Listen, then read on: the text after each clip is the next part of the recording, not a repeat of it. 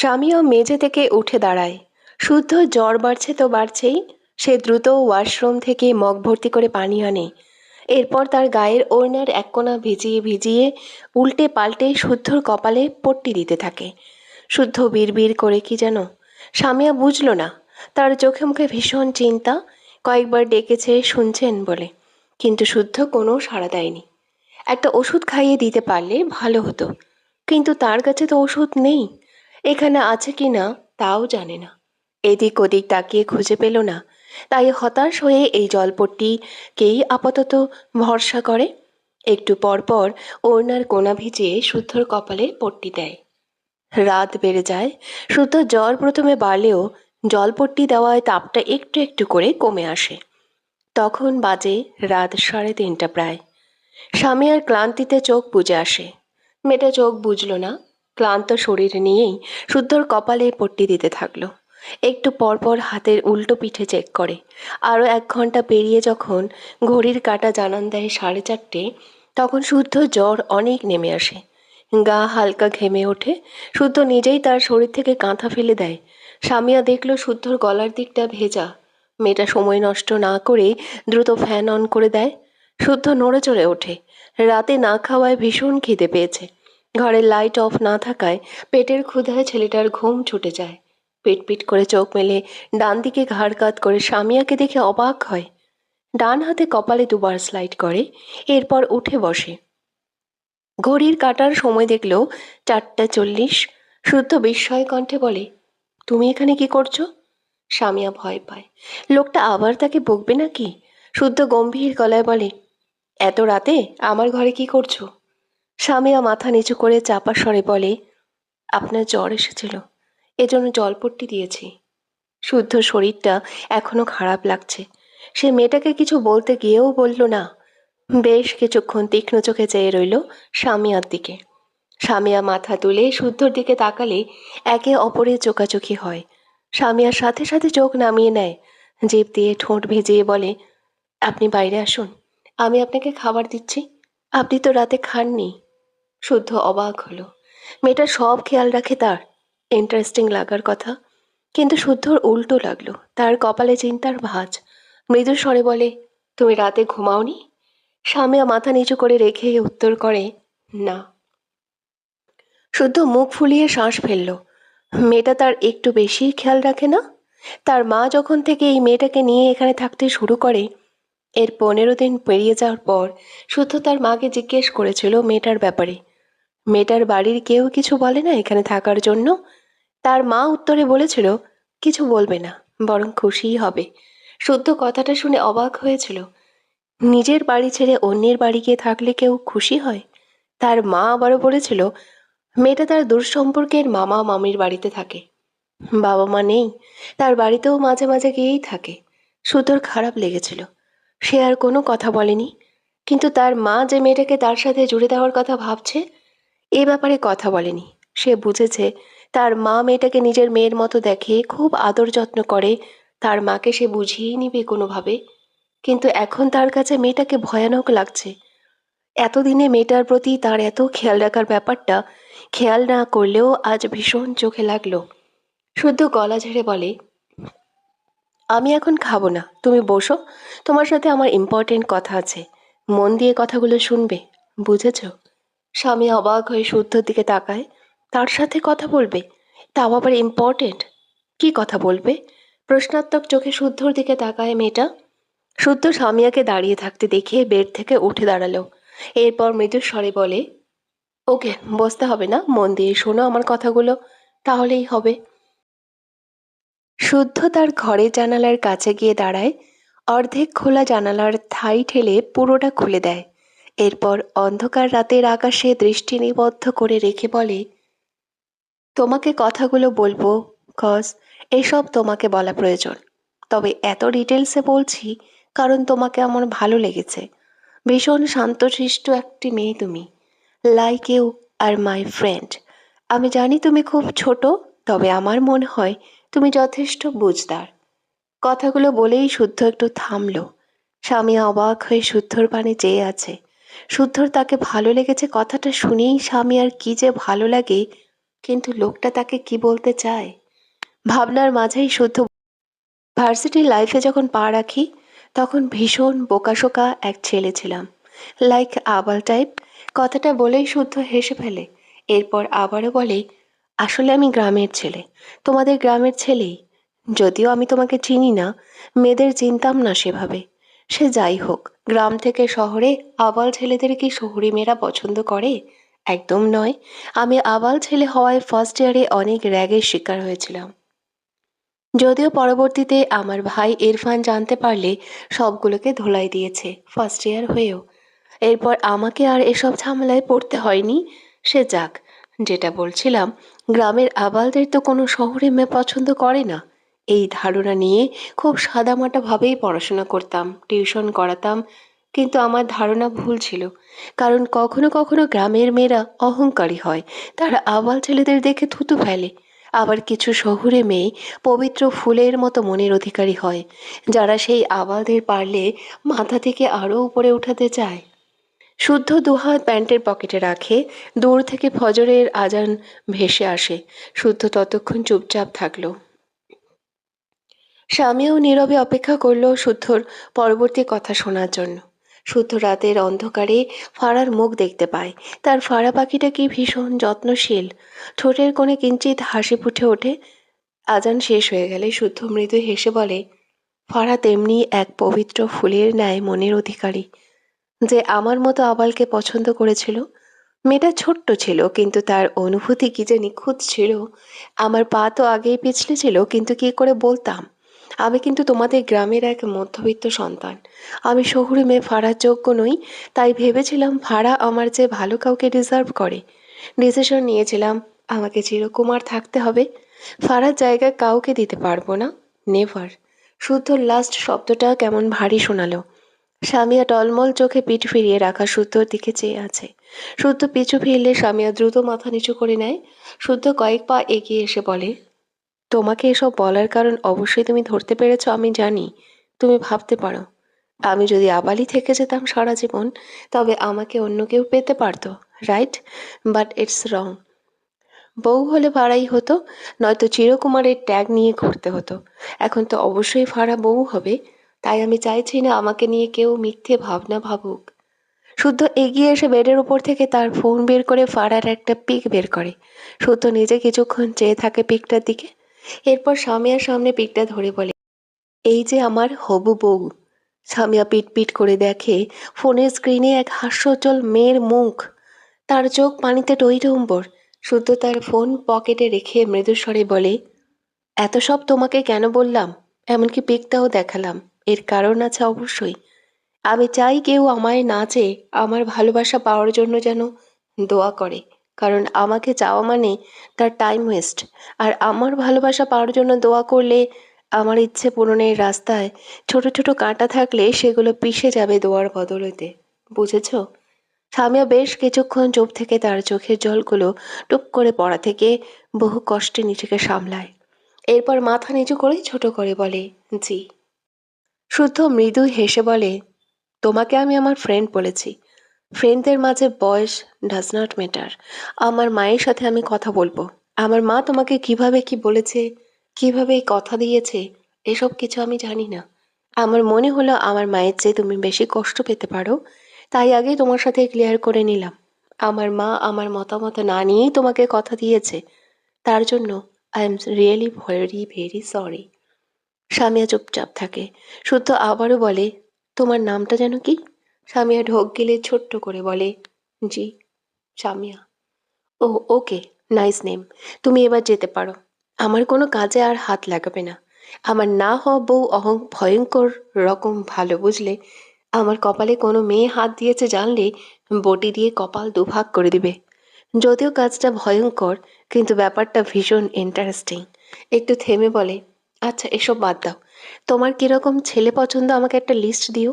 আমি এক উইকের মাঝেই ফার্স্ট ক্লাস ছেলে খুঁজে এনে তোমার বিয়ের ব্যবস্থা করব। স্বামীও ভেজা চোখে মলিন হাসল। সে তো এই মানুষটাকেই চায়। বলতে ইচ্ছে করলো, আমি তো আপনাকে চাই সাহেব। কিন্তু মনের কথা মুখে উচ্চারণ করার সাহস পেল না। শুদ্ধ হেসে বলে, আমার মতো কাউকে চাইলে দিনরাত কাঁদতে হবে। তুমি শান্তশিষ্ট মেয়ে, তোমার এত কাঁপতে হবে না। আমি তোমাকে এক ভদ্র ছেলে এনে দিবনি, নো টেনশন। শুদ্ধ চোখে পড়ে স্বামীর হাতের আংটি। জিজ্ঞেস করতে গিয়েও করে না মেয়েটা বিব্রত বোধ করবে। এর চেয়ে এই ব্যাপারে তার মায়ের সাথে কথা বললে বেটার হবে।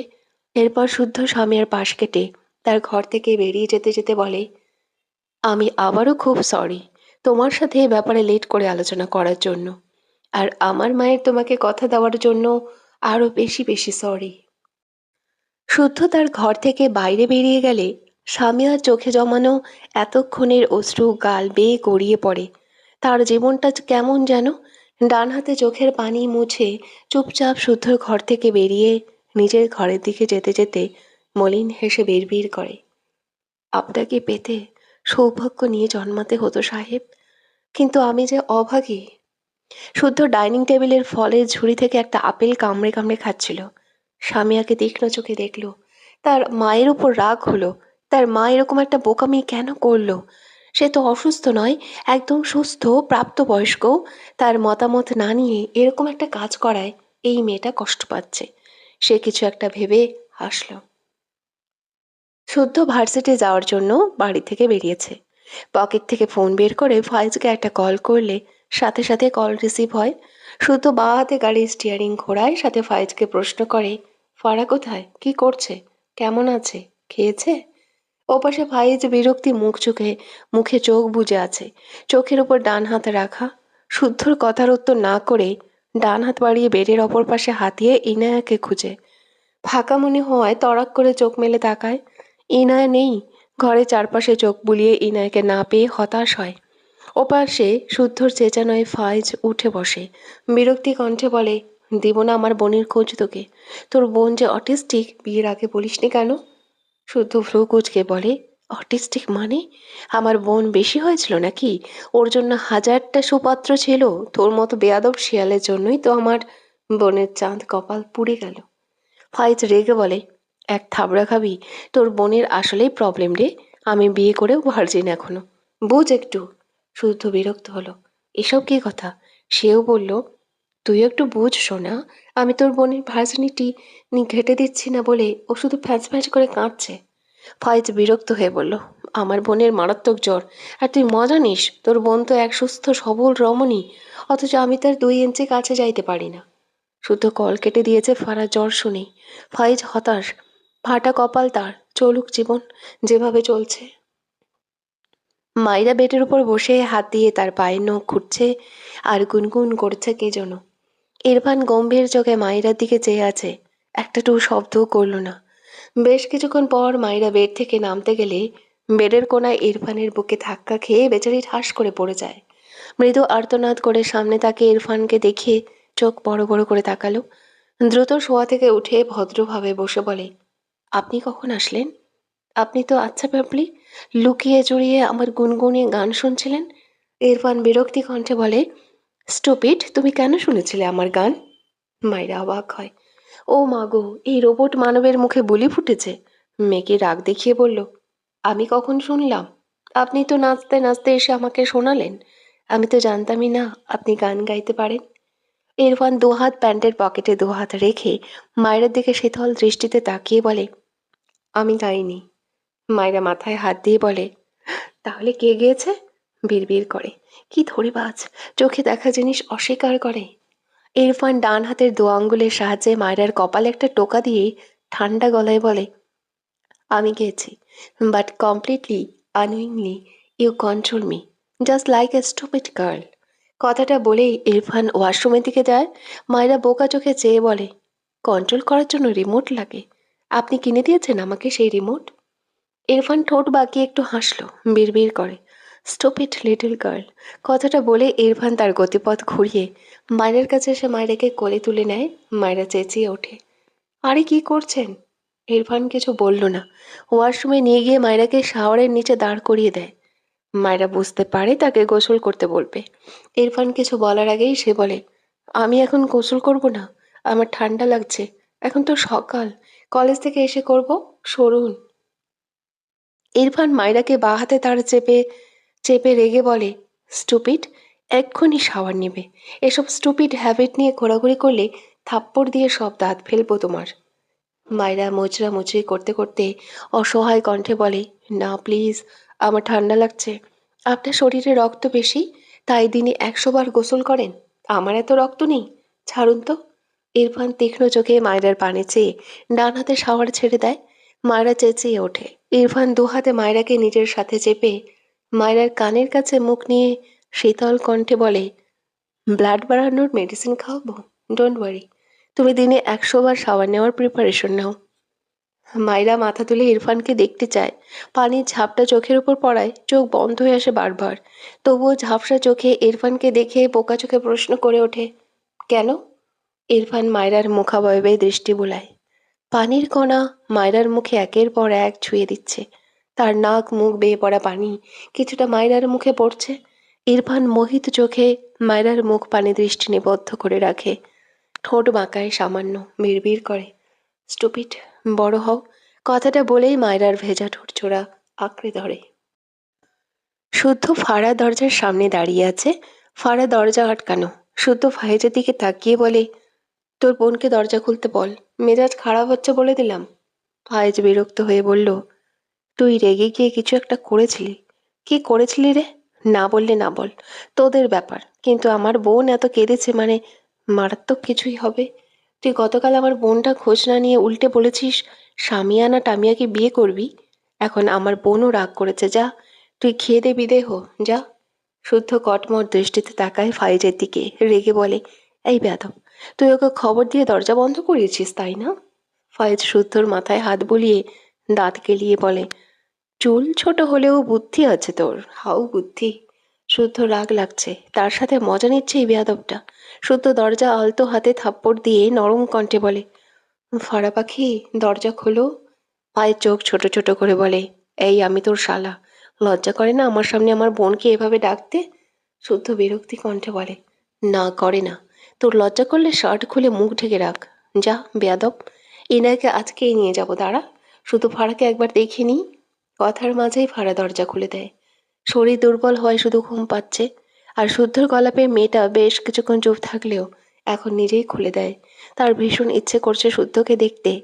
অসুস্থ শরীরে সব রাগ অভিমান চেপে শুদ্ধকে দেখতে দরজা খুলে দাঁড়ায়। শুদ্ধ দরজা খোলার শব্দ পেয়ে ফাইজকে বাদ দিয়ে দ্রুত পিছু ফিরে তাকায়। ফারা নিবু নিবু চোখে তাকিয়ে আছে, মুখ জুড়ে অসুস্থতার ছোঁয়া। শুদ্ধর বুকে ব্যথা হলো। দ্রুত ঘরের ভেতর পা রেখে ফারাকে জড়িয়ে ধরে। ফারা চোখ বড় বড় করে তার সামনে দাঁড়ানো ভাইয়ের দিকে তাকায়। লজ্জায় দ্রুত চোখ বুজে নেয়। ফাইজ হা করে তাকায় শুদ্ধর দিকে। এটা কি নির্লজ্জ? পেছন থেকে শুদ্ধর কলার ধরে টেনে বলে, এই বেয়াদব, আমার বোনকে ছাড়। বিয়ে না করে এসব কি ঘেঁষাঘেঁষি শুরু করেছিস? শুদ্ধ ফারাকে ছেড়ে ফায়েজকে ঠেলে রুম থেকে বের করে দিয়ে বলে, যা তোর বাবা মার সাথে আলোচনায় বস শোনা, আমি একটু পর আসছি। শুধু একটু ধরছি তোর বোনকে, আর কিছু করবো না, যা, তুই আমার ভালো শোনা। বলেই ফাইজের মুখের ওপর ঠাস করে দরজা বন্ধ করে দেয়। ফাইজ তপ্তা খেয়ে চেয়ে আছে দরজার দিকে। কি ফাজিল এটা, ভাবা যায়? শুদ্ধ দরজা আটকেই ফারাকে আবারও জড়িয়ে ধরে। ফারা ক্লান্ত স্বরে বলে, কি করছো, ছাড়ো আমায়। শুদ্ধ অপরাধীর সুরে বলে, সরি পাখি, এখনো তোমার গায়ে জ্বর। জ্বর বাঁধালে কিভাবে? ও, আমার জন্যই তো। সরি ফারা পাখি, আর ওসব ফালতু কাজ করবো না রেগে। ফারার চোখ ভিজে যায়। শুদ্ধ ফারাকে ছেড়ে ফারাকে কোলে নিতে গেলে ফারা শুদ্ধকে আটকে বলে, কি করছো, আমাদের বিয়ে হয়নি। শুদ্ধ অসহায় কণ্ঠে বলে, সবাই শুধু এটাই বলছে কেন? আজকেই বিয়ে করব, চিন্তা করো না। ফারা নিজে নিজেই ধীর পায়ে তার বেডের উপর বসে। শুদ্ধ ফারার সামনে দাঁড়িয়ে বলে, তুমি আমার সাথে ঠিক করে কথা বলো তো ফারা পাখি। ফারা মাথা নিচু করে রইল, তেরা কণ্ঠে বলে, আমি তোমাকে বিয়ে করব না। শুদ্ধ ফারার মাথায় হাত দিয়ে বলে, আহারে, এত দুঃস্বপ্ন দেখতে নেই পাখি, মন ভেঙে যাবে। কথাগুলো বলেই ফারার পাশে বসে। কালকে যে ফারা গলায় ব্যথা পেয়েছিল সেটা দেখার চেষ্টা করে। ফারা বুঝতে পারে না শুদ্ধকে তার কাছে দেখেই রেগে দুর্বল শরীরেই শুদ্ধকে ধাক্কা দেয়। শুদ্ধর মাথা নিচু ছিল, যার ফলে ফারার দেওয়া ধাক্কাটা শুদ্ধর গালে থাপ্পড়ের মতো হয়ে যায়। শুদ্ধ বিস্ময় দৃষ্টিতে তাকায় ফারার দিকে। ফারা নিজেও বুঝতে পারেনি, অবাক হয়ে শুদ্ধর দিকে তাকায়। কি বলবে বুঝতে পারছে না। শুদ্ধ তার চেয়ে অনেক বড়। সে শুদ্ধকে মারার কথা ভাবতে পারে না। এখন শুদ্ধকে তার থেকে সরাতে চেয়েছিল, উল্টো হয়ে গিয়েছে। শুদ্ধ মুহূর্তেই কেমন যেন রেগে যায়। ফারা ভীত চোখে তাকায়, কালকের মতো কিছু করবে না তো? শুদ্ধ বসা থেকে দাঁড়িয়ে বেটে একটা লাথি দিয়ে বলে, থাপ্পড় দিলি কেন? বউ বানাবো বলে। বউ তো বানাবোই, কিন্তু তার আগে তোর তেড়ামি ছুটিয়েই ছাড়বো আমি। বিয়ের কথা তোলায় কালকেও তেড়ামি করেছিস, সব ভুলে গিয়ে চলে আসলাম, এবার একদম থাপ্পড় দিয়ে দিলি। বেয়াদব মেয়ে, বেয়াদবি ছোটাবো ওয়েট। ফারা ঢোক গিলে কিছু বলতে চায়, তার আগেই শুদ্ধ হন হন করে ঘর থেকে বেরিয়ে যায়। ফারা স্তব্ধ হয়ে বসে থাকে, চোখ দুটো ঝাপসা। মায়েরা তার কলেজ শেষে কলেজ গেট থেকে বেরিয়ে রাস্তার পাশে দাঁড়ায়। ইরফানের জন্য অপেক্ষা করছে মূলত। মায়েরা ছটফটে মন দাঁড়াতে চায় না। আশেপাশে আরেকবার চোখ বুলিয়ে ইরফানের ভার্সিটির দিকে পথ ধরে। এই কলেজ থেকে ইরফানের ভার্সিটি যেতে সময় লাগবে 20 মিনিটের মতো। আগের কলেজটি এই কলেজের অপর প্রান্তে। মায়েরা একা একা পথ ধরে। ইরফান এই পথেই তাকে নিতে আসবে। দাঁড়িয়ে থাকার চেয়ে হাঁটা ভালো। কিছু দূর যেতেই দুটো ছেলে বাইকের উপর বসে কী সব বাজে বাজে কথা বলছে। সবই মায়রার কানে আসে। থেকে থেকে তাকে নিয়েও বলছে। মায়রা পিছু ফিরেই একবার তাকায়। ছেলে দুটো তার দিকেই চেয়ে আছে।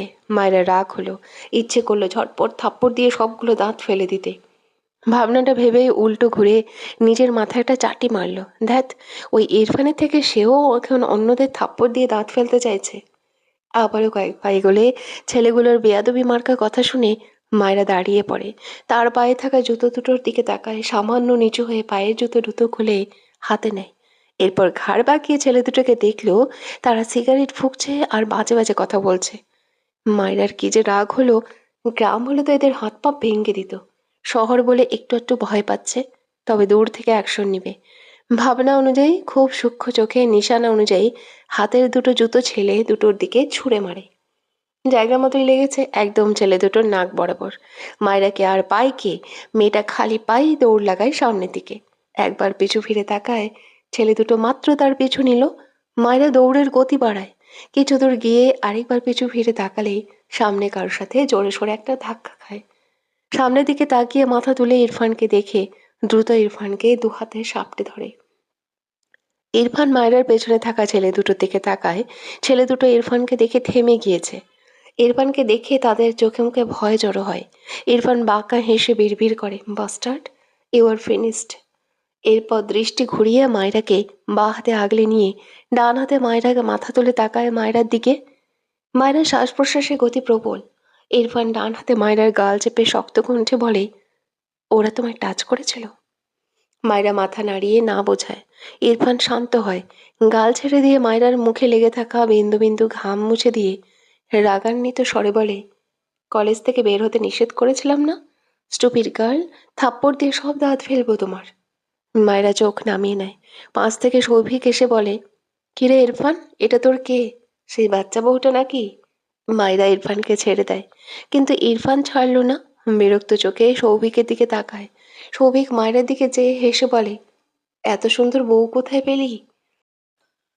ইরফানের চোয়াল শক্ত হয়। মায়রাকে কোলে তুলে নেয়। মায়রা চোখ বড় বড় করে তাকায়, কিন্তু চেঁচালো না। মিনমিন করে বলে, নামান নামান, হায় হায় অনেক মানুষ। ইরফান ভাবলেশীনভাবে মায়রাকে তার গাড়িতে বসিয়ে দেয়। বাঁ হাতে মায়রার গাল চেপে দাঁতে দাঁত পিষে বলে, এইখান থেকে এক পা বাইরে রেখেছিস তো তোকে খুন করবো, স্টুপিড গার্ল। মায়রা কেঁপে ওঠে। ইরফান গাড়ির দরজা লাগিয়ে সৌভিকের সামনে এসে দাঁড়িয়ে বলে, চোখ নিচে রাখবি। আফটার অল, চোখ তুলে নেওয়ার অভিজ্ঞতা আমার একটু বেশি আছে। সৌভিক হেসে বলে, তুই আবার কার চোখ তুলেছিস? সবচেয়ে বড় কথা, কার জন্য? ইরফান ঠোঁট বাঁকালো একটু। সৌভিক হেসে বলে, এসব বাদ দে। তুই যে এখানে বউয়ের সাথে জড়াজড়ি করলি, অনেক স্টুডেন্ট হয়তো দেখেছে তোদের। আমিও তোর ছোটখাটো একটা শত্রু। বাল্যবিবাহের খবর তো এবার ছড়িয়ে যাবে। তুই চাকরি হারাবি। ইরফান ভাবলেশীনভাবে উত্তর দেয়, আই ডোন্ট কেয়ার। একটু থেমে বাঁ হাত প্যান্টের পকেটে রেখে ডান হাতে সৌভিকের কলার ধরে দাঁতে দাঁত চেপে বলে, I think you will become blind very soon. কথাটা বলে সৌভিককে একটা ধাক্কা দিয়ে গটগট পায়ে তার গাড়ির দিকে যায়। খুবই লো ভয়েসে শীষ বাজায়। ঠোঁটের কোণে বাঁকা হাসি। ইরফান খুব লো ভয়েসে শীষ বাজাতে বাজাতেই মায়রার পাশে ড্রাইভিং সিটে এসে বসে। মায়রা পানির পর থেকে পানি খাচ্ছিল। হঠাৎই ইরফানের শীষ কানে আসতেই বেচারা ইরফানের দিকে চেয়ে কেসে ওঠে।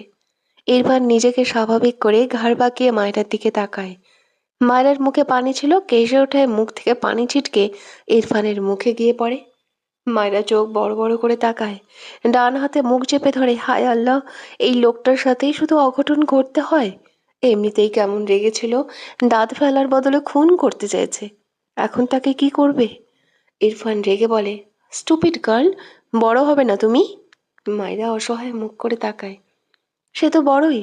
ভুল করে কিছু হয়ে গেলেই এই লোক তাকে শুধু বলতে থাকে, বড় হবে না, বড় হবে না। ইনোসেন্ট ফেস বানিয়ে বলে, আমি বড় হয়েছি? আপনি চশমা কিনুন।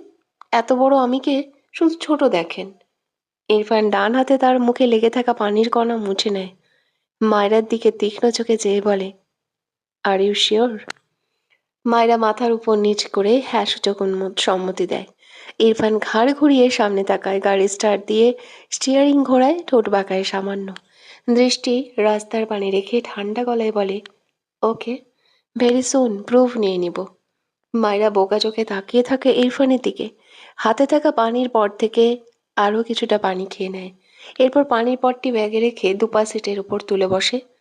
পায়ের মোজা খুলে সিটে মাথা এলিয়ে শান্তিতে চোখ বুজে নেয়। একটু পর কিছু একটা ভাবতেই তড়াক করে চোখ মেলে ইরফানের দিকে তাকায়। ইরফানকে একা একা কথা বলতে শুনে মায়রা চোখ ছোট ছোট করে তাকায়। কানে ফোন নেই, দু হাতে গাড়ির স্টিয়ারিং ঘোরাচ্ছে। তাহলে একা একা কার সাথে কথা বলছে? ভাবনা অনুযায়ী মায়রা একটু এগিয়ে গিয়ে ইরফানের মুখের সামনে তার মুখ নিয়ে গিয়ে দেখার চেষ্টা করে ইরফান কি করছে।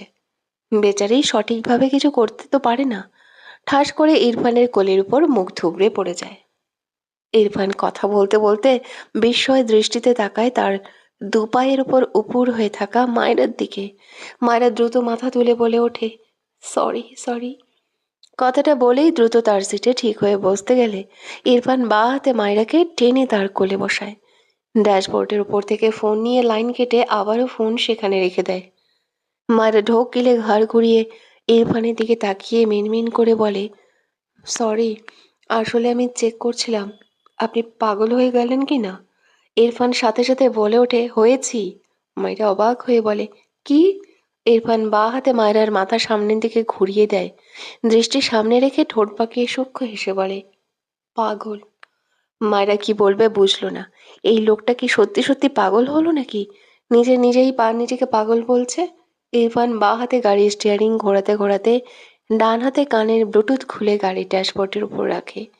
মায়েরা বোকা চোখে দেখলেও ইরফানের ফোনের পাশে ব্লুটুথ রাখলো ইরফান। এবার বুঝলো আসল কাহিনী। ধ্যাত, তার মাথায় এটা আসেনি কেন? ইরফান মায়রার হিজাবের নিচ দিয়ে তার বাঁ হাত ঢুকিয়ে দেয়। মায়রা চেঁচিয়ে ওঠার আগে ইরফান মায়রার গলা চেক করে মৃদু স্বরে বলে, শীত লাগছে? মায়রা ঢোক গিলে ইরফানের হাত তার গলায় বিচরণ করছে। মায়রা উসখুস করে। ইরফানের হাত ধীরে ধীরে গলা থেকে হিজাবের ওপর দিয়ে ইরফানের হাত তার দু হাতে ধরে মিনমিন করে বলে, কি করছেন? ইরফান ডান হাতে গাড়ি স্টারিং ঘোরায়, দৃষ্টি রাস্তায়, গম্ভীর গলায় বলে, আমাকে বলনি কেন? মায়েরা জিভ দিয়ে ঠোঁট ভেজায়। অনেকক্ষণ থেকে এসি চলছে, সে তো বেশিক্ষণ এসি সহ্য করতে পারে না। কিন্তু এই লোকটা তো ঘেমে যায়। মায়রাকে চুপ থাকতে দেখে ইরফান ধমকে বলে, স্টুপিড গার্ল, অ্যান্সার করছো না কেন? হঠাৎ ধমকে মায়রা ঝাঁকি দিয়ে ওঠে, ইস, এই লোকটা আস্ত একটা খবিশ, শুধু ধমক দেয়। ইরফান গাড়ির এসি অফ করে গাড়ির গ্লাস নামিয়ে দেয়। এরপর ফোঁস করে শ্বাস ফেলে মৃদু স্বরে বলে, ছেলে দুটো কি করেছিল তোমায়? মায়েরা বিচার দেওয়ার মতো করে বলে, জানেন, ওরা খুব খারাপ। আমাদের গ্রামেও এমন বখাটে ছেলে ছিল, এদের মতোই। আমি ক্লাস 10-এ ওঠার পর স্কুলেই যেতে পারতাম না ওদের জন্য। এত ডিস্টার্ব করতো পথে। প্রায় 3 মাসের মাথায় সেই ছেলেগুলো আর জ্বালায়নি। সবচেয়ে বড় কথা, ওরা কানা হয়ে গিয়েছিল। ইরফান গম্ভীর গলায় বলে, একটি চোখ ভালো ছিল? মায়েরা কথার তালে বলে, হ্যাঁ হ্যাঁ, কিন্তু ওরা ওই একটা চোখ দিয়েও আমাকে আর কখনো দেখেনি। ডিস্টার্ব করা তো দূর, কিভাবে যে এমন। বলতে বলতে মায়েরা থেমে যায়। কিছু একটা ভেবে অবাক হয়ে বলে, আপনি কি করে জানলেন? ইরফান মায়রার আড়ালে এক পেশে সামান্য হাসে, গলা নামিয়ে বলে, আই নো এভরিথিং। মায়েরা বেশ কিছুক্ষণ চুপ থেকে, লোকটাকে তো সেই গ্রামে যেত লোকটা তো সেই গ্রামে যেত, জানতেই পারে। এটা ভেবে মায়েরা এসব ভাবনাকে বিদায় দিল। মনে পড়ল তার তো কলেজের জুতো নেই, সে ছুঁড়ে ফেলেছে। এখন কলেজে কি পরে আসবে? ঘাড় বাঁকিয়ে ইরফানকে দেখে আবদার করে বলে, আমাকে একজোড়া জুতো কিনে দেবেন? ইরফান আর চোখে একবার তাকায় মায়রার দিকে। মায়রা উত্তরের অপেক্ষায় চেয়ে আছে। ইরফান ছোট করে বলে, দিব। মায়রার মুখে হাসি ফুটে ওঠে। প্রায় 20 মিনিটের মতো গাড়ি ড্রাইভ করে ইরফান একটি শু স্টোরের সামনে গাড়ি সাইড করে। মায়রা ইরফানের বুকে ডান গাল ঠেকিয়ে ঘুমিয়ে পড়েছে। ইরফান বেশ কিছু সময় চুপচাপ বসে রইল। ডান হাতে মায়ের মুখটা উঁচু করে ধরে। মায়রা ঘুমের ঘোরে একটু কেঁপে ওঠে, আবারও গভীর ঘুমিয়ে তলিয়ে যায়। ইরফান মায়রার ঠোঁটের নিচে ডান হাতের বুড়ো আঙ্গুলের সাহায্যে আলতো চাপ দেয়। মায়রা শব্দ করে শ্বাস ফেলে। চোখে মুখে বিরক্তির আভা ফুটে ওঠে। ইরফানের ঠোঁটের কোণে সূক্ষ্ম হাসির রেখা। মৃদুর স্বরে বলে, মাই বার্ড ফ্লাওয়ার। ইরফান মায়রাকে ড্রাইভিং সিটে বসিয়ে দেয়। এরপর মায়রার দিকে কিছুটা ঝুঁকে মায়রার মাথার হিজাব আলগা করে দিয়ে মায়রাকে ভালোভাবে রেখে গাড়ির ডোর শব্দবিহীন লাগিয়ে দেয়। এরপর শু স্টোরের দিকে এগিয়ে যায়। মায়রার কলেজে পড়ার জন্য 4 জোড়া ক্যানভাস শু, 4 জোড়া স্নিকার শু আর 4 জোড়া অক্সফোর্ড শু চুজ করে নিয়ে নেয় ইরফান। এরপর শু স্টোর ঘুরে ঘুরে 4 জোড়া বুটস, 4 জোড়া লোফার শু, 5 জোড়া পাম্প শু, মোট 25 জোড়া শু নিয়ে নেয়। এরপর আবারও চোখ বুলিয়ে ব্ল্যাক কালারের আরও 5 জোড়া শু নিয়ে নেয়। এরপর ইরফান শুগুলোর বিল মিটিয়ে একজন লোক দ্বারা সবগুলো শু গাড়ি পর্যন্ত আনিয়ে নেয়। ইরফান গাড়ির দিকে খুলে দিল। লোকটি সবগুলো জুতোর বক্স ডিকির ভেতর রেখে দেয়। ইরফান আর এক সেকেন্ডও সময় নষ্ট না করে দ্রুত পায়ে গাড়ি ডোর খুলে মায়রাকে 2 হাতে আগলে নিয়ে সে সিটে বসে ঘুমন্ত মায়রাকে তার কোলে বসালো। মায়রা নড়ে চড়ে আবারও ঘুমে তলিয়ে যায়। যিনি জুতোর বক্সগুলো ইরফানের ডিকিতে তুলে দেয়, তিনি জানালার কাছে এসে শব্দ করে কিছুটা রেগেই বলে, আজব ভাই তো আপনি, টাকা না দিয়ে। কথার মাঝে ইরফান জানালার ফাঁক দিয়ে তার ডান হাত বাইরে বের করে লোকটির কলার থেকে আরেকটু নিচের শার্টের অংশ চেপে ধরে রাগান্বিত চোখে তাকায়। কণ্ঠ নিচু করে দাঁতে দাঁত চেপে বলে, গলায় এত জোর কেন? দেখছিস না ও ঘুমাচ্ছে? লোকটি অদ্ভুতভাবে তাকায় ইরফানের দিকে। দৃষ্টি ঘুরিয়ে মায়ের দিকে তাকালে ইরফান রেগে বলে, বাস্টার্ড চোখ নিচে, আদারওয়াইজ চোখ তুলে নিব। ইরফানের কণ্ঠ খুবই ক্ষীণ, তবে কঠোর শোনায়। লোকটি এ পর্যায়ে একটু ভয় পায়। চোখ সরিয়ে নেয় দ্রুত মায়রার থেকে। মায়রা নড়ে চড়ে উঠলে ইরফান লোকটির শার্ট ছেড়ে মায়রার দিকে তাকায়। লোকটি এবার নরম কণ্ঠে বলতে নেয়, স্যার আমার। ইরফান ডান হাত উঁচু করে লোকটিকে থামিয়ে দেয়। লোকটি থেমেও গেল। এতক্ষণে এইটুকু বুঝেছে ইরফান খুব বেশি সুবিধার নয়। ইরফান মায়রাকে শান্ত হতে দেখিয়ে তার ওয়ালেট থেকে 1000 টাকার নোট লোকটির দিকে বাড়িয়ে দেয়। ভদ্রলোক ভদ্রতার সহিত বলে, স্যার খুচরো নেই। ইরফান মৃদু স্বরে বলে, পুরোটা রাখো। এরপর গাড়ির গ্লাস উঠিয়ে দেয়। গাড়ির এসে ছেড়ে দেয়। এরপর ডান হাতে মায়রার মুখে লেগে থাকা বিন্দু বিন্দু ঘাম মুছে দেয়। বাঁ হাতে মায়রার কপাল কিছুটা উঁচু করে গলার ভাঁজে লেগে থাকা ঘাম মুছে দেয়। মায়রা ঘুমের ঘোরে এত নড়াচড়া পেয়ে ভীষণ বিরক্ত হয়। চোখে মুখে বিরক্তির ভাঁজ। ঘুমের ঘোরে বিড়বিড় করে ডাকে, শিশওয়ালা। ইরফান সাথে সাথে প্রতি উত্তর করে, বলো বার্ড ফ্লাওয়ার। মায়রা অস্পষ্ট স্বরে ঘুম চড়ানো কণ্ঠে আওড়ায়, তুমি আমার শিশওয়ালা। ইরফান কেমন অদ্ভুত দৃষ্টিতে তাকায় মায়রার দিকে। ইরফানের কেমন অস্থির লাগলেও মায়রার মুখে তুমি ডাক শুনে। জিভ দিয়ে ঠোঁট ভিজিয়ে মায়রার শুকনো ঠোঁট জোড়ায় একটা গাঢ় চুমু আঁকে। মায়রা কেঁপে ওঠে। ইরফান 2 হাতে মায়রাকে তার বুকে চেপে ধরল। মায়রা ঘুমে বিভোর। ইরফান ঠোঁট চওড়া করে হাসে। মায়রার কানের কাছে মুখ নিয়ে গিয়ে মৃদু স্বরে বলে, yeah bird flower, I am only yours, the whistler. হ্যাঁ বার্ড ফ্লাওয়ার, আমি শুধু তোমারই শিশওয়ালা।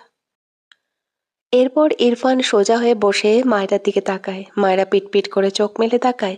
চোখে মুখে ঘুমের বন্যা। মায়রা ইরফানকে ঝাপসা দেখে ঘুম জড়ানো কণ্ঠে আদো আদো সরে বলে, কিছু বললেন? ইরফান মায়রাকে চোখ খুলতে দেখে নিজেকে স্বাভাবিক করে নিয়ে গম্ভীর গলায় বলে, নো। মায়রা আবারও চোখ বুজে আসে। ভীষণ ক্লান্ত লাগছে, তবুও কোনো রকমে নিজেকে সামলে ইরফানের বুক থেকে উঠে বসে। দুলতে দুলতে ডান দিকে ঠাস করে পড়তে নিলে ইরফান দ্রুত মায়রাকে আগলে নেয়। বাঁ হাতে মায়রার মাথা তার বুকে চেপে মৃদু স্বরে বলে, স্টুপিড গার্ল, ঘুমাও। এরপর গাড়ি স্টার্ট দেয় ইরফান। মায়রাও আর নড়াচড়া করল না। আবারও ঘুমিয়ে গেল। মায়েরা সকাল সকাল ঘুম থেকে উঠেই নামাজ পড়ে নেয়, এরপর বই নিয়ে ব্যালকনিতে গিয়ে একটু আধটু পড়াশোনা করে, একটু পরপর বাগানের দিকে তাকায়, যেখানে ইরফান কতভাবে যে ব্যায়াম করলো সেই ঘন্টা খানেক হলো। মায়েরা 2 মিনিট বইয়ের দিকে তাকিয়েছে, 10 মিনিট ইরফানকে দেখেছে। কিছুক্ষণ পর ইরফানকে আর দেখতে না পেয়ে ঘরে চলে আসে। হঠাৎ মনে পড়ে তার কলেজের জুতো কেনা হয়নি। ঘরে এসে ইরফানকে না দেখে হতাশ হলো। তাহলে কি তার আজ কলেজ যাওয়া হবে না? ঘর থেকে বেরিয়ে গেলে রিতার সাথে দেখা হয়। মায়েরা রিতার হাত ধরে বলে, চলো রিতা আপু, আজ আমরা সারাদিন গল্প করি। আমার কলেজ যাওয়া হবে না। কেন? আমার জুতো নেই। তোমার ইরফান ভাইকে কিনে দিতে বলেছিলাম, দেয়নি। কিপটা লোক। একজোড়া জুতোই তো চেয়েছি। মায়রার কথায় রিতা হেসে ফেলল। মায়রার হাত ধরে সিঁড়ি বেয়ে নিচে নেমে একটা নতুন জুতোর র্যাকের সামনে দাঁড় করিয়ে বলে, এই পুরো র্যাক ভর্তি জুতো। তুমি কালকে তাড়াতাড়ি ঘুমিয়ে যাওয়ায় দেখতে পারোনি। মায়রা জুতোর র্যাক খুলে দেখলো আসলেই এটা ভর্তি জুতো। বেশ কয়েকটা বক্স চেক করে অবাক হলো। রিতাকে সহ আরো দুজন কাজের মেয়ে সহ মায়রা সবাই যে যে কয়টা পারলো হাতে হাতে করে ইরফানের ঘরে নিয়ে যায়। ইচ্ছেটা মায়রার, সে সবগুলো এখন পড়ে পড়ে দেখবে। মেঝেতে সব রাখা হলে মায়রা সবগুলো জুতো বক্স থেকে বের করে, বক্সগুলো এক সাইডে রেখে সবগুলো জুতো সাজিয়ে রাখলো। এতগুলো জুতো একসাথে দেখে তার মনে হচ্ছে সে হকারি করতে নেমেছে। শুধু এটা ঘর না হয়ে রাস্তা হলেই একদম মিলে যেত। মায়েরা মাথায় হাত দিয়ে জুতোগুলোর সামনে বসে আছে। পুরো 30 জোড়া জুতো। এতগুলো জুতো কার জন্য কিনেছে? ভাবনা রেখে মায়েরা একটা একটা করে জুতো ট্রাই করতে লাগলো। প্রতিটা জুতো পরে আয়নার সামনে গিয়ে দাঁড়ায়। 3 ধরনের জুতো, যেগুলো কলেজের জন্য, বাকিগুলো এখানে ওখানে পরার জুতো। মায়েরা একজোড়া জুতো পরে আয়নার সামনে স্টাইল করে হাঁটছে। পরনের ওড়নাটা খুলে রাখলো, এটা ডিস্টার্ব করছে। চুলগুলো খোপা করে নিলেও হাঁটাহাঁটি ঠেলায় খুলে গিয়েছে। মারা জুতো পরে র্যাম শো এর মতো করে হেঁটে হেঁটে আয়নার সামনে নিজের পায়ের দিকে তাকিয়ে দেখছে, মুখে হাসি। ইরফান ঘরের দরজার সামনে বেশ অনেকক্ষণ থেকে দাঁড়িয়ে আছে। মায়েরার কার্যকলাপ নিশ্চুপ হয়ে দেখছে। মায়েরা ঘুরে ঘুরে নিজেকে দেখছে। এখানে কালো জুতোর সংখ্যা সবচেয়ে বেশি। মায়েরা সবগুলো জুতোই ভীষণ পছন্দ হয়েছে। লাস্ট জুতো চেঞ্জ করে আয়নার সামনে দাঁড়ায়। আবারও কোমর এদিক ওদিক করে হাঁটে। ইরফান দুহাত আড়াআড়ি ভাবে বুকে গুজে মায়রাকে সূক্ষ্ম চোখে পরখ করে। মায়রার ঢং করে হাঁটা দেখে বেশ কয়েকবার অজান্তেই ঠোঁটের কোণে হাসি ফুটেছে। মায়রা লাস্ট জুতো পরে কোমরে বা হাত রাখে, ডান পাশ আয়নার দিকে দাঁড়িয়ে সামনের দিকে একটু হাঁটে। এরপর চুলগুলো ঝাড় দেওয়ার মতো করে ডান দিকে ঘাড় বাঁকিয়ে তাকায়। দৃষ্টি পেছন দিকে চলে যায়। দরজায় ইরফানকে দেখে মায়রার চোখ বড় বড় হয়ে যায়। দ্রুত পেছন ফিরে জিহ্বায় কামড় দেয়, চোখ মুখ খিচিয়ে নেয়। ইরফান ঠোঁট প্রসারিত করে হাসে। মায়রা দ্রুত জুতো খুলে পিছু ফিরেই দৌড়ে গিয়ে ওড়নাটা গায়ে জড়িয়ে নেয়। এখন কি করবে? সব মান সম্মান শেষ। এই লোকটা এসেছে তাকে একবারও বলেনি। পিছু ফিরলে ইরফানকে তার কাছে দেখে আবারও চোখ বড় বড় হয়ে যায়। ঘাড় ঘোরাতে নিলে ইরফান মায়রাকে তার দিকে ফিরিয়ে দাঁড় করায়। মায়রা মাথা নিচু করে মিনমিন করে বলে, আসলে আমি দেখছিলাম। থেমে যায়। তার কি যে লজ্জা লাগছে। একটু পর নিজেকে সামলে চোখ তুলে তাকায় ইরফানের দিকে। ইরফান গম্ভীর চোখে মায়রার দিকেই চেয়ে দুজনে চোখাচোখি হয়। মায়রা মিনমিন করে প্রশ্ন করে, এতগুলো জুতো কার জন্য কিনেছেন? ইরফান সাথে সাথে উত্তর করে, জাস্ট ফর ইউ। মায়রা অবাক হয়ে বলে, এতগুলো কিনেছেন কেন? ইরফান মায়রার কপালের বাম পাশ থেকে ডান পাশে বুড়ো আঙ্গুল আলতো হাতে ঘোরায়। মায়রার চোখের দিকে তাকিয়ে গম্ভীর গলায় বলে, মায়ূষ, পছন্দ হয়েছে? মায়রা কথার তালে খুশি হয়ে বলে, ভীষণ। কথাটা বলে কেমন যেন অস্বস্তিতে পড়ে যায় মেয়েটা। মাথা নিচু করে নেয়। ইরফান সূক্ষ্ম হেসে ছোট করে বলে, গুড গার্ল। এরপর উল্টো ঘুরে ওয়াশরুমের দিকে যেতে যেতে ঠোঁট বাঁকিয়ে হাসে। ছোট করে একটুখানি শীষ বাজায়। মায়রার বুক ধড়ফড় করে। তার প্রিয় শীষ। ইরফানের উন্মুক্ত ফর্সা ঘামযুক্ত পিঠটার দিকে তাকিয়েই থাকে। ইরফানকে তার সবভাবেই খুব ভালো লাগে। ঠোঁটের কোণে মৃদু হাসি লেগে। ফারা ভার্সিটিতে পা রেখে এদিক ওদিক চোখ ঘুরিয়ে শুদ্ধকে খোঁজে। মেয়েটার গায়ে হালকা জ্বর। গতকাল শুদ্ধ তাকে ভুল বুঝেছে। এরপর থেকে ফারা কতগুলো যে কল করেছে শুদ্ধকে, শুদ্ধর কোনো রেসপন্স পায়নি। গতকাল ভার্সিটি আসতে পারেনি, জ্বর বেড়েছিল খুব। আজ একটু কম লাগছে। যদিও তার মা আসতে নিষেধ করেছিল, সে শোনেনি। শুদ্ধকে সে নিজে থেকে কল দিত না সেভাবে। তাদের এই অনুভূতির একদম প্রথম প্রথম ফারা দিনে হিসাব ছাড়া কল করত শুদ্ধকে, এটা ওটার বাহানায়। শুদ্ধ প্রথম দিকে তাকে ভীষণ অ্যাভয়েড করত। কথাটা মনে আসতেই চোখের কোণে জলকণার আবির্ভাব হলো। মাথা নিচু করে হাঁটতে লাগলো। সেই দিনের কথাগুলো ভাবলে হাসি পায়। ভীষণ পাগলামি করতো শুদ্ধর সাথে একবার কথা বলার জন্য। এরপর যখন একটু একটু বুঝতে শুরু করেছিল শুদ্ধকে, তখনই মিশকার জন্য শুদ্ধ তাকে থাপ্পড় মারল। এরপর থেকে ফারার অভ্যেস বদলে যায়, পাগলামির লাগাম টানে। শুদ্ধ তাকে সবসময় অন্য মেয়েদের নিয়ে নয়তো তাকে তিরস্কার করে কথা বলতো, কিন্তু কালকের মতো এতটা অ্যাভয়েড কখনো করেনি। কোথা থেকে শাহিদ দৌড়ে এসে ফারার পাশে দাঁড়িয়ে বলে, কি রে, কখন আসলি? ফারা মাথা তুলে বিরক্তি কণ্ঠে বলে, তুই আমার থেকে 100 হাত দূরে থাকবি। শাহিদ অসহায় মুখ করে বলে, আমি আবার কি করলাম? তোর জন্যই তো শুদ্ধ ভাই। থেমে যায় ফারা। দূর থেকে নুসরাত দৌড়ে এসে ফারার পাশ থেকে বলে, আরে শুদ্ধ দুলাভাই কষ্ট পায়। তিনি কষ্ট পেলে আমাদের ফারা বেবিও কষ্ট পায়, বুঝিস না? ফারা রেগে তাকালো নুসরাতের দিকে।